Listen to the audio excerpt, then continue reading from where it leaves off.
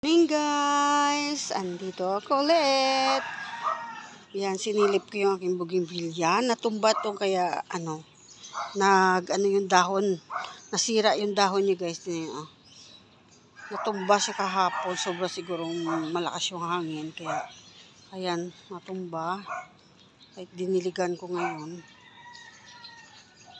Pwede naman siya mamatay kasi ganyan lang yung bougainvillea. Ayan, ang ganda-ganda. Maganda pa rin ang bulaklak niya. Ayan. Ang sipag talaga, no? Ang sipag talaga magbulaklak nitong bougainvillea. Ang ganda-ganda.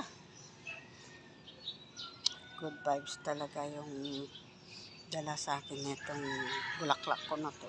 Oh, ganda oh.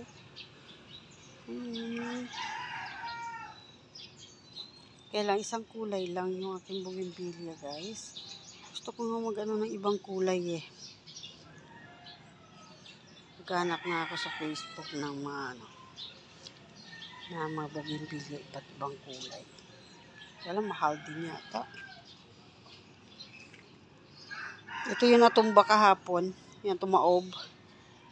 Ayan, kaya nasira yung dahon. Ayan, ayan. Ito, hindi pa siya gaanong nagbubulaklak. Konti pa lang. Yung bandang dulo lang yung bulaklak niya. Yan, no? Tsaka ito.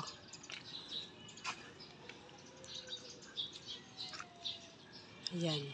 Yung dito sa dulo yung maganda. Okay, guys. Update lang din ulit. Bye-bye.